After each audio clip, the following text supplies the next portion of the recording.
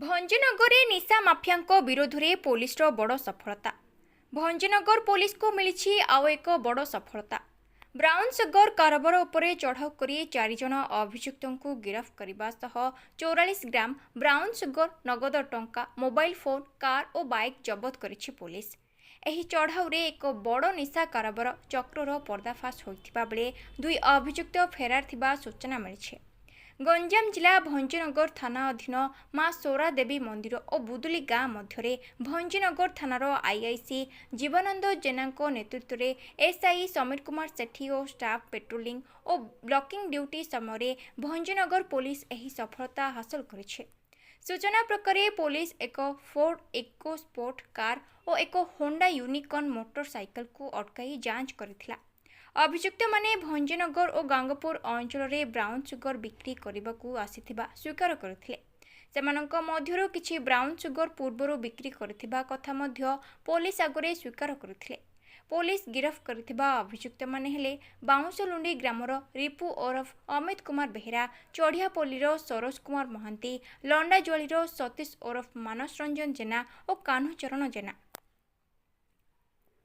ଅଭିଯୁକ୍ତଙ୍କ ନିକଟରୁ ପୋଲିସ ମୋଟ 44 ଗ୍ରାମ ବ୍ରାଉନ୍ ସୁଗର, 14,600 ଟଙ୍କା ନଗଦ, 4ଟି ଆଣ୍ଡ୍ରଏଡ୍ ମୋବାଇଲ ଫୋନ୍, ଏକ୍ସଫୋର୍ଡ ଇକୋସ୍ପୋର୍ଟ କାର୍ ଏବଂ ଏକ ହୋଣ୍ଡା ୟୁନିକର୍ଣ୍ଣ ମୋଟର ସାଇକେଲ ଜବତ କରିଛି।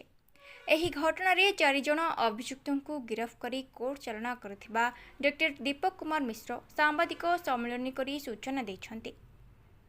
ଭଞ୍ଜନଗର ପ୍ରଫୁଲ୍ଲ କୁମାର ମହାରଣଙ୍କ ରିପୋର୍ଟ, ଭାଇରାଲ ନ୍ୟୁଜ୍। ଭଞ୍ଜନଗର ସହର ଏବଂ ଭଞ୍ଜନଗର ଉପକଣ୍ଠ ଅଞ୍ଚଳର ପ୍ରତ୍ୟେକ ସ୍ଥାନରେ ବେଆଇନ ନିଶା କାରବାର ଏବଂ କାରବାରୀମାନଙ୍କ ବିରୋଧରେ ଦୃଢ଼ କାର୍ଯ୍ୟାନୁଷ୍ଠାନ ଗ୍ରହଣ କରିବା ପାଇଁ ଗଞ୍ଜାମ ଏସ୍ପି ସାହେବଙ୍କର କଠୋର ନିର୍ଦ୍ଦେଶ ଅଛି ଏବଂ ଏହି ସଂକ୍ରାନ୍ତରେ ଭଞ୍ଜନଗର ଥାନାର ଭାରପ୍ରାପ୍ତ ଅଧିକାରୀ ଶ୍ରୀ ଜୀବନାନନ୍ଦ ଜେନା ଏବଂ ତାଙ୍କର ସକ୍ରିୟ ପୁଲିସ କର୍ମଚାରୀ ଅଫିସରମାନେ ଆପ୍ରାଣ ଉଦ୍ୟମ କରୁଛନ୍ତି ଏବଂ ଏ ସଂକ୍ରାନ୍ତରେ ଗୋଟେ 5 ଜଣିଆ ସଂଗଠିତ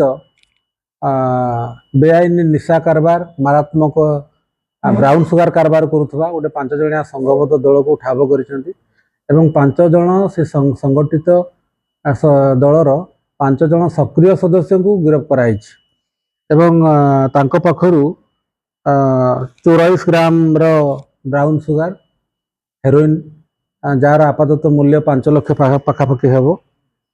ସେମାନେ ବ୍ୟବହାର କରୁଥିବା 4ଗୋଟି ସ୍ମାର୍ଟଫୋନ୍ ଏବଂ ତାଙ୍କ ପାଖରୁ 14,400 ଟଙ୍କା ଇନ୍ କ୍ୟାଶ୍, ଗୋଟେ Ford escort car registration number OD02P8811, ଗୋଟେ ହୋଣ୍ଡା ୟୁନିକର୍ଣ୍ଣ ମୋଟର ସାଇକେଲ ମଧ୍ୟ ଜବତ କରାଯାଇଛି ଏବଂ ଯେଉଁ ବେଆଇନ ନିଶା କାରବାରରେ ସମ୍ପୃକ୍ତ ଥିବା ଯେଉଁ ତାଙ୍କ ସଂଗଠିତ ଗ୍ୟାଙ୍ଗର ସଦସ୍ୟମାନେ ଆରେଷ୍ଟ ହୋଇଛନ୍ତି ସେମାନେ ହେଲେ ରିପୁ ଓରଫ ଅମିତ କୁମାର ବେହେରା, ସରୋଜ ମହାନ୍ତି, ସତୀଶ ଓରଫ ମାନସ ରଞ୍ଜନ ଜେନା, କାହ୍ନୁଚରଣ ଜେନା ଏବଂ ଅମିୟ ରଞ୍ଜନ ମହାନ୍ତି। ଏ ସମସ୍ତଙ୍କୁ ଗିରଫ କରାଯାଇଛି ଏବଂ କୋର୍ଟ ଚାଲାଣ କରାଯିବ। ଏଇଟା ଗୋଟେ ନେଟୱାର୍କ ଅଛି, ସେ ନେଟୱାର୍କର ଅନ୍ୟ ସଦସ୍ୟମାନଙ୍କୁ ଆମେ ଠାବ କରିଛୁ, ସେମାନଙ୍କୁ ମଧ୍ୟ ଧରିବୁ ଏବଂ ଏହାର ସମ୍ପୂର୍ଣ୍ଣ ଯେଉଁ ଚେନ୍ ଅଛି, ଟ୍ରେଡ୍ ଚେନ୍ଟା ଅଛି, ତାର ଆଗ ପଛ ତାକୁ ସମସ୍ତଙ୍କୁ ଠାବ କରାଯିବ ଏବଂ ତାକୁ ଟୋଟାଲି ଡିସମେଣ୍ଟଲ କରାଯିବ। ଏହା ଆମ ଏସ୍ପି ସାହେବଙ୍କର ନିର୍ଦ୍ଦେଶ ଅଛି। ଏମାନଙ୍କ ମଧ୍ୟରୁ ଜଣେ ଯିଏ ଅମିୟ ରଞ୍ଜନ ମହାନ୍ତି ଅଛି, ସେ ଆଗରୁ ମଧ୍ୟ ଗିରଫ ହୋଇକରି କୋର୍ଟ ଚାଲାଣ ହେଇଛି ସିମିଲାର ବ୍ରାଉନ୍ ସୁଗାର କେସ୍ରେ ଏବଂ ସିଏ ମଧ୍ୟ ଏହି କେସ୍ରେ ପୁଣି ଥରେ ଗିରଫ ହୋଇଛି। ତେଣୁ ଆପାତତଃ ଜଣାପଡ଼ୁଛି ସିଏ ଏବଂ ତାର ଅନ୍ୟାନ୍ୟ ସଦସ୍ୟମାନେ ଏଇଟାକୁ ଭଞ୍ଜନଗର ଥାନା ଅଞ୍ଚଳରେ ଚଲେଇଛନ୍ତି।